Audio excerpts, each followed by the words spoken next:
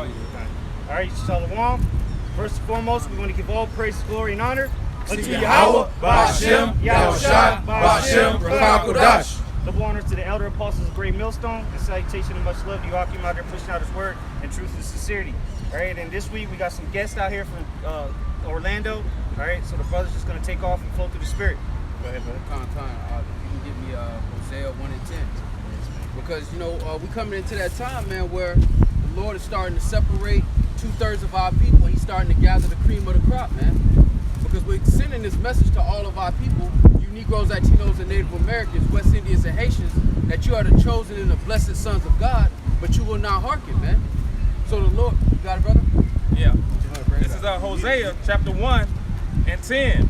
Yet the number of the children of Israel shall be as the sand of the sea, which cannot be measured nor numbered.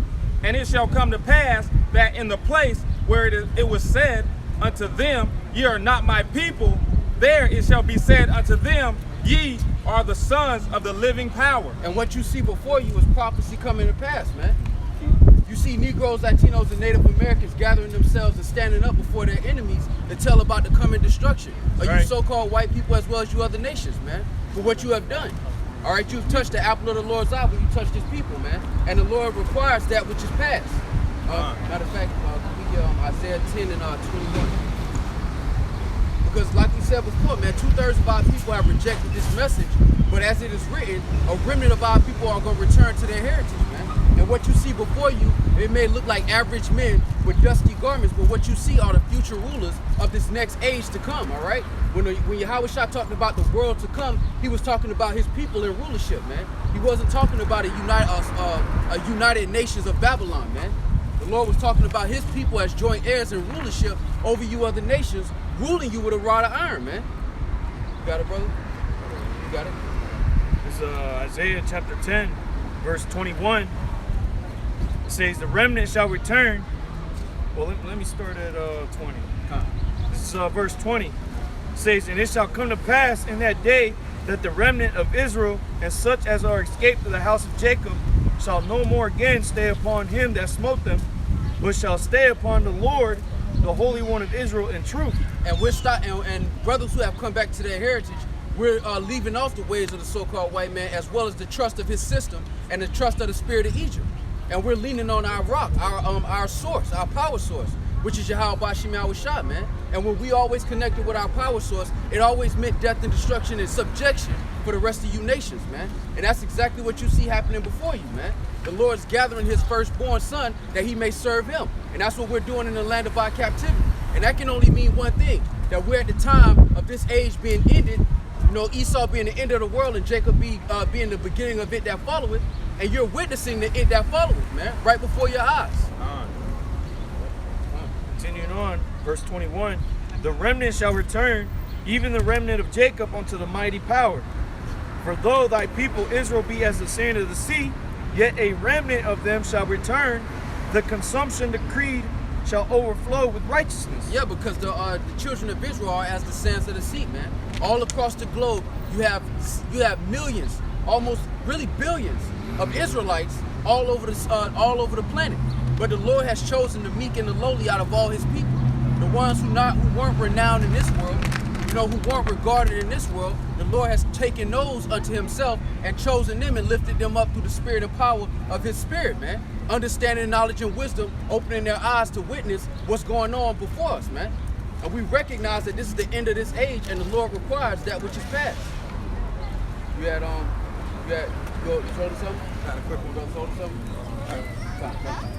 This is the book of Amos, chapter 9. I'll start at verse 9 and read on down a little bit. It says, for lo, I will command, and I will sift the house of Israel among all nations, like as corn is sifted in the sieve, yet shall not the least grain fall upon the earth. All the sinners of my people shall die by the sword, which say, evil shall not overtake nor prevent us. Verse 11, it says, in that day will I rise up the tabernacle of David that is fallen, and close up the breaches thereof. And what you're witnessing is the tabernacle of David, man. And that's all of the tribes assimilated together in righteousness, man. King David had mighty men of all the tribes, man. And we're coming back together in the spirit and power of Yahweh Shema Shah, man. And what you're witnessing is something that you can't see because it's not given unto carnal eyes to understand what's going on right now, man. The Lord's giving this to the spiritual men. That's why we can look at the news and see the Lord's plan in motion. Salakia, can I back up real quick? So the scripture said the Lord loveth judgment, right? Right. So that's why we happy. Because it tells you in Wisdom of Solomon, the first chapter, the first verse, it said, "Ye that be judges of the world love judgment." Right. You gotta judge it. Go back to 1 Corinthians, the 2nd chapter. Spiritual man judgeth all things. You know? And then it's We understand what that is, man. We understand that you're getting caught up in your own snare, man. And we're rejoicing in Yahweh Shema Shah for bringing judgment upon those who afflicted us, man. In 2019, you got the majority of you Negroes, Latinos, and Native Americans. You are docile. You are homeborn slaves to the so-called white man. You don't buck up against his system, and you don't have anything to say about what he's done generation after generation to your people, man. Well, the Lord requires that, man. And we're standing up boldly for that message of Yahweh Shema Shah, saying that the wicked will be judged, though hand join in hand, man. You thought because you got in 2019 that you got away with all that murder that you did to become Wells Fargo, so-called white people. and like Johnson, that's slave money. You know, and like the scripture said, you shall go on one and need of me. And I think it's 31. Punished after one manner. Right. And like As a nation of people, is gonna pay toe tag all of y'all, man. Yeah, I want a quick one. You quoted a couple times. Jake, we are in our iniquity. Matter of fact, let's get Lamentations 4:21, man. Because through the scripture it said that neither our forefathers. this is Amos chapter 9 verse 11 again. It's that they Man, you so-called white people, man. Right. What y'all have done is gonna be done. Well is in the land of Uz. The cup also shall pass through unto thee. Thou shalt be drunken, and thou shalt make thy man. And we're talking, man. We're gonna put the spirit on us going on right now in the spirit, man. And the Lord is bringing this to pass. As we speak, judgment is happening, man. from it